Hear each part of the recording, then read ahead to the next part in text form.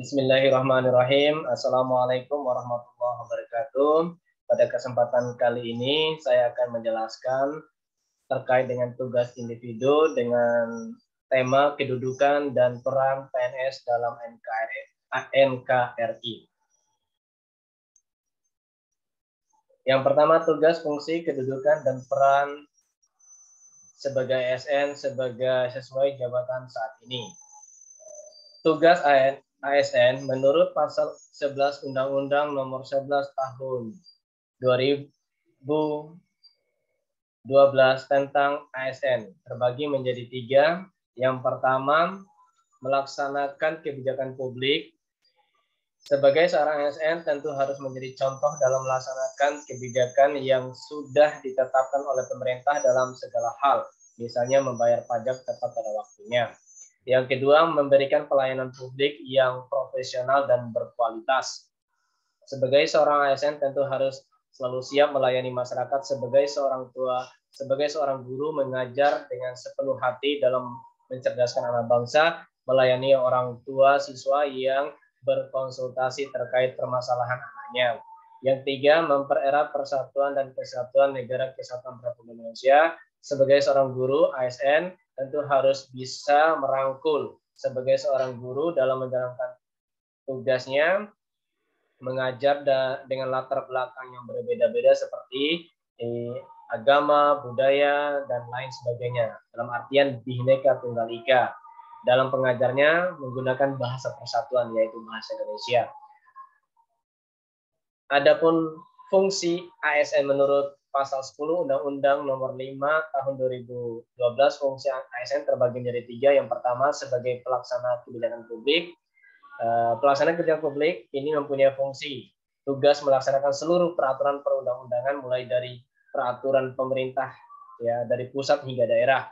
Yang kedua, pelayan masyarakat sesuai kedudukan masing-masing secara profesional dan berkualitas. Intinya melayani, bukan minta dilayani. Yang ketiga, mempererat persatuan dan kesatuan bangsa. ASN berfungsi sebagai pemersatu, bukan malah sebaliknya memprovokasi. Kita harus setia kepada 4 pilar, yakni Pancasila, Bhinneka Tunggal Ika, NKRI, dan Undang-Undang Dasar.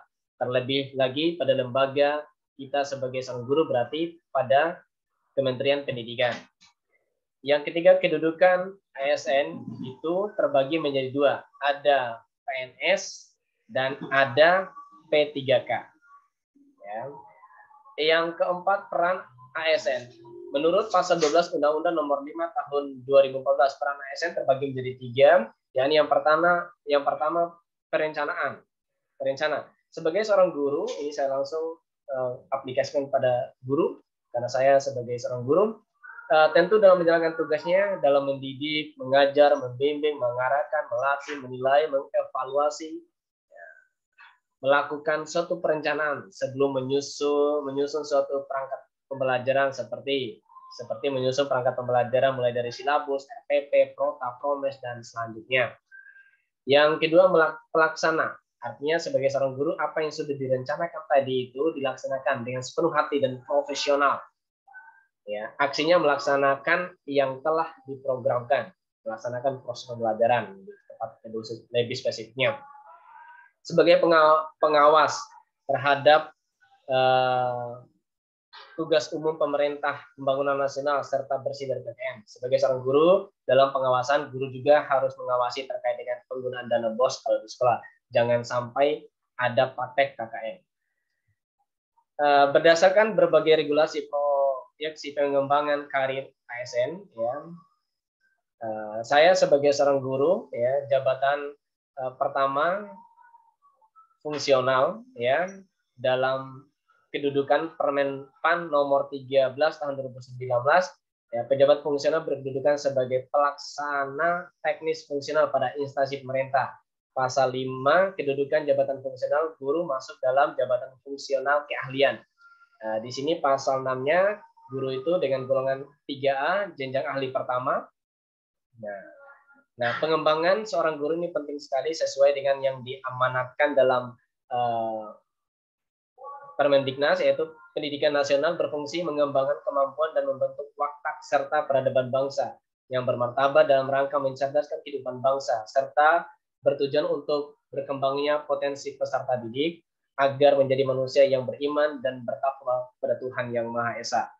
Berakhlak mulia, sehat, berilmu, cakap, kreatif, mandiri, dan menjadi warga negara yang demokratis serta bertanggung jawab. Untuk mencapai butir-butir tujuan pendidikan tersebut perlu didahului oleh proses pendidikan yang memadai. Agar proses pendidikan dapat berjalan dengan baik, maka semua aspek yang dapat mempengaruhi belajar siswa hendaknya dapat berpengaruh positif bagi diri siswa, sehingga pada akhirnya dapat meningkatkan kualitas pendidikan. Oleh karena itu, membutuhkan guru yang profesional.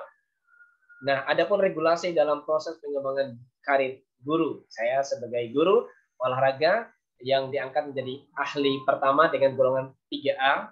Nah, ini harus terus naik. Nah, saya start mulai dari golongan 3A pada tahun 2021. Nah, 2 tahun atau 3 tahun kemudian saya harus naik ke 3B dengan cara melaksanakan tugas sebagai guru secara profesional, ya, terus tugas lain ya yang di sekolah, terus pengembangan profesi seperti mengikuti seminar dan lain-lain, dan tentu harus rapi administrasi. Nanti diajukan di tahun 2023 saya sudah golongan 3B. Selanjutnya target saya di 2026 saya sudah menjadi naik ke golongan 3C dengan syarat melaksanakan tugas dengan profesional, kegiatan pembelajaran, tugas lain di sekolah, pengembangan profesi berkelanjutan, penunjang, dan lain-lainnya harus tertib administrasi. Baru bisa mendapatkan golongan 3C di tahun 2026. Nanti target saya di tahun 2029 saya sudah golongan 3D. Tentu sama, harus rapi administrasi, dengan catatan di sini tambahan saya melakukan penelitian dengan produk akhir, buku ber-ISBN, dan jurnal. Tidak terakreditasi kalau di sini jurnalnya. Nah, setelah saya sudah mendapatkan golongan 3D, saya akan mengajukan ya, ikut serta dalam seleksi kepala sekolah. Jadi karena target saya 2031 saya sudah jadi kepala sekolah, dan untuk naik ke pangkat golongan dari 3D ke 4A harus melalui proses sama dengan tadi, tapi di sini penelitian saya diakreditasi oleh Sinta 6. Nah, di 2031 saya sudah jadi kepala sekolah dengan golongan 3, 4A. Untuk naik ke 4B tentu harus melaksanakan tugas. Saya sebagai kepala sekolah menjalankan tugas dan tupoksi sebagai kepala sekolah secara profesional, ya, dan melakukan penelitian dengan target akhir harus jurnal dan buku sudah ber-ISBN. Nanti saya diajukan di tahun 2036 saya sudah jadi di golongan 3, 4B, ya, tetap jadi kepala sekolah. Nah, setelah itu di tahun 2039 saya targetnya sudah naik ke 3C. Nah, dengan seiringnya jalan perkembangan nanti ada seleksi untuk ikut sebagai pengawas. Saya ikut di tahun 2039. Ya, sudah jadi pengawas dan saya juga mengurus pangkatan dengan akreditasi Sinta harus Sinta 4 sudah naik lagi, dan nanti target saya 2039 saya sudah golongan 3 4C dan sebagai pengawas.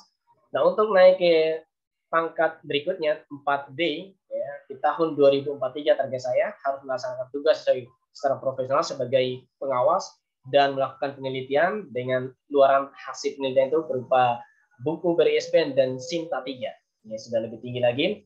Nah, di tahun 2043 saya sudah naik ya golongannya menjadi 4D ya, tetap menjadi pengawas. Nah, untuk menaikkan pangkat lagi ke golongan 4E yang terakhir, kalau di struktural atau di guru yang saya tahu beda, kalau mungkin saya pindah ke struktural mungkin akan ada lagi.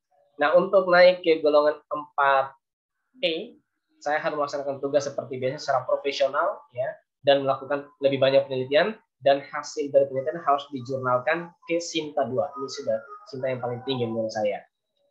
Ya, mungkin itu aja terkait dengan pengembangan karir saya. Ya. Terima kasih atas perhatiannya. Saya Eri. Assalamualaikum warahmatullahi wabarakatuh.